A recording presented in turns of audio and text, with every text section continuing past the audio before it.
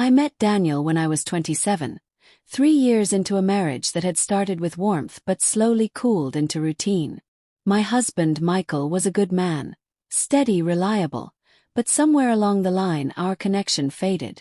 We went from laughing in the kitchen to barely speaking at dinner. I tried to talk to him about it, about how distant things felt, but he always brushed it off. "We're just tired," he'd say. "Work's been crazy." And maybe he was right. Maybe it was the stress. But the truth was, I felt invisible in my own home. Michael wasn't unkind. He paid the bills, came home every night, and remembered our anniversary. But he had become emotionally absent. He worked late often, spent weekends glued to sports or his phone, and barely touched me anymore. I couldn't remember the last time he looked at me like he used to. When I put on a new dress, he didn't notice. When I cried during a movie, he didn't react. He was there but not really. First I blamed myself. I thought maybe I wasn't doing enough. I cooked more, cleaned more, tried to initiate intimacy. I bought new lingerie, planned a weekend getaway, even suggested couples therapy. He laughed, kissed my forehead and said, "We're fine." But we weren't. Not really. I was lonely, and I didn't know how to admit that out loud. Daniel worked at the same company but in a different department. We'd only ever exchanged polite hellos in the break room. He wasn't the type to flirt or linger. Quiet, a bit reserved, but always kind. I noticed how he listened when people talked, how he remembered little things. One day we ended up alone in the elevator. He smiled and said, "You look tired." It was such a simple thing, but it hit me hard. Someone noticed. Over the next few weeks, we crossed paths more often. Nothing planned, just meetings, lunchroom encounters, small talk about work or the weather. He started asking how my day was going. I found myself looking forward to those moments more than I should have. It wasn't attraction. Not then. It was just recognition. Like someone finally saw me again. One afternoon, he offered me a coffee after a long meeting. I laughed and joked that he was saving my life. He smiled and said, "Anytime." It was innocent. But that night I thought about him. Not in a romantic way, at least I told myself that. It was just that he'd noticed. He'd seen me. And that felt like oxygen after years of holding my breath. I never set out to feel anything for anyone else. I was just tired of feeling like a ghost in my own life. Daniel wasn't supposed to be anything. He was just a guy with a warm smile and a kind voice. But sometimes that's all it takes. It started with harmless messages, quick replies to work-related emails that turned into small jokes or comments about the day. Then it shifted. He messaged me one evening just to say he hoped my presentation went well. I replied without thinking. That message led to another, and before I knew it, we were talking almost daily. Nothing inappropriate, just easy. I found myself opening up in ways I hadn't with anyone in years. He asked questions, remembered details, and made me feel interesting again. I started staying a little later at work, lingering in the break room if I knew he'd be there. He never crossed a line. That made it worse somehow. His restraint gave me permission to feel safe around him. I told myself we were just friends, and I think he believed that too, for a while. But every glance held something unspoken. When he laughed at my jokes, I felt clever. When he complimented my ideas, I felt valued. And when he told me he admired my work ethic, I felt seen. Michael hadn't said anything like that in years. One Friday, we both ended up working late. He brought me a sandwich and we sat at a conference table, tired but relaxed.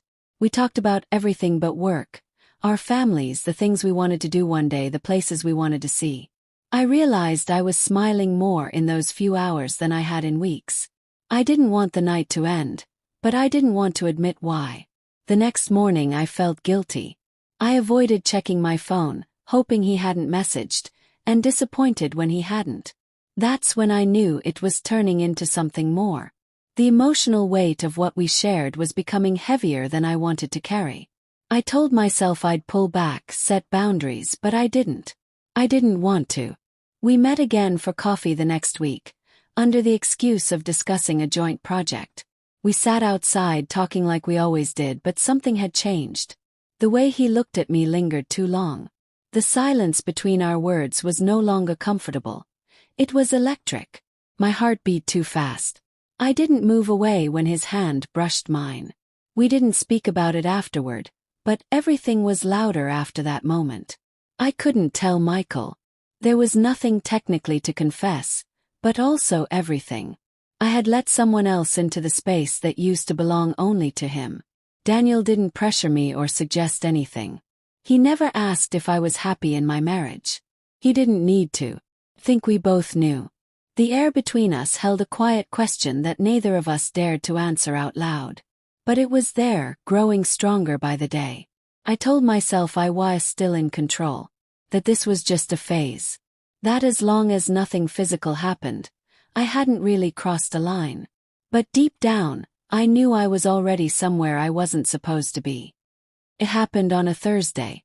The day had been long, filled with meetings and noise, but when we saw each other in the hallway, everything else faded. He asked if I wanted to grab a drink, just to unwind. I didn't even hesitate. We ended up in a quiet place, the kind where time slows down. We talked like always, but this time there was a different tension. Neither of us named it, but it sat between us, pressing closer with every passing minute. When we left, he offered to walk me to my car. It was a short walk, yet everything about it felt heightened. His voice, my breath, the way our hands brushed again and again. We stopped before I unlocked the door. I turned to thank him, and before I could finish the sentence, it just happened. His lips were on mine, gentle but certain. I didn't pull away. I kissed him back like I had been holding it in for months, because I had. The kiss didn't last long, but it felt like everything changed in those seconds. My heart was pounding. He looked at me like he didn't want to let go, and I looked back like I didn't want him to. I drove home in silence, gripping the wheel like it was the only thing keeping me from falling apart. Guilt hit hard. Not because I didn't want it, but because I did, so badly it scared me. Michael was already asleep when I got in. I stood in the dark for a long time, staring at the ceiling, my mind replaying every detail. I had just committed the one thing I thought I'd never do. And yet, it hadn't felt reckless. It had felt inevitable, like trying to hold back a flood with my bare hands. I told myself it was a one-time thing, a slip, a moment I'd bury and forget. But deep down I knew that wasn't true. The next day at work, I avoided Daniel. I couldn't look at him without remembering the way he'd held my face, the way my body had responded like it had been starved.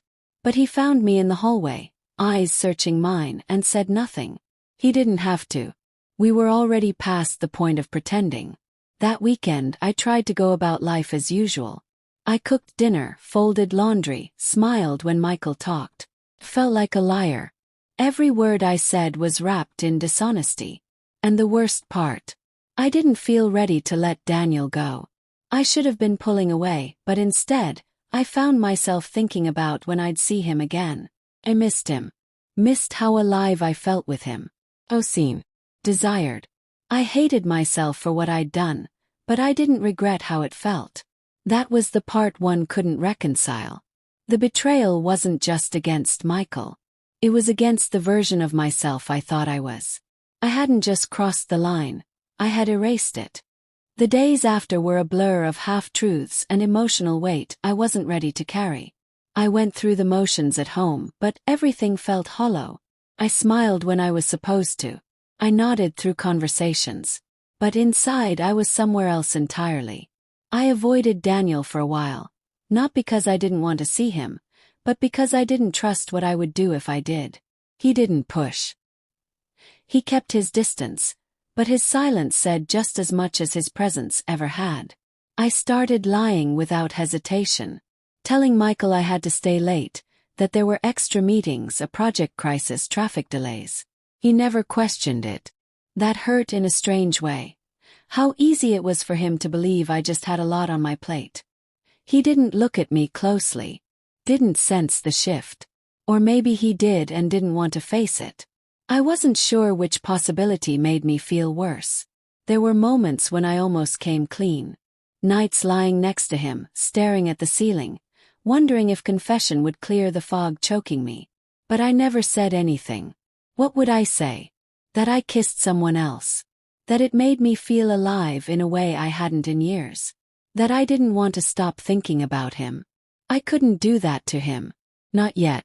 Maybe not ever. Eventually I saw Daniel again. Nothing dramatic. Just another quiet moment where we found ourselves alone. He asked if I was okay. I didn't answer. We didn't touch. We didn't kiss again. But everything between us still burned. It was different now. Slower, heavier, more dangerous. We both knew what we'd stepped into. And we both knew the cost. We stopped talking after that. No goodbye, no final decision. Just silence. I think we both understood it couldn't continue. Not without unraveling everything. But letting go didn't mean forgetting. I thought about him constantly. In the shower, at work, while cooking dinner. Not just the kiss, but the way he looked at me like I mattered. Like I was still someone worth wanting. Michael never found out. Or if he did, he chose not to say anything. We're still together. We still function. But I feel the distance now more than ever. And I know it's not just him anymore. Carry a part of it too. I'm not the same person I was before Daniel. I wish I could say it was a mistake, something I regret entirely. But the truth is complicated. He wasn't supposed to be the one. He was never meant to matter. But he did. Not because he chased me or promised me anything. But because he looked at me when I had forgotten how to be seen. I crossed a line I can't uncross. And now I live with the quiet truth of it every single day. A truth I'll never speak out loud, but that changed everything.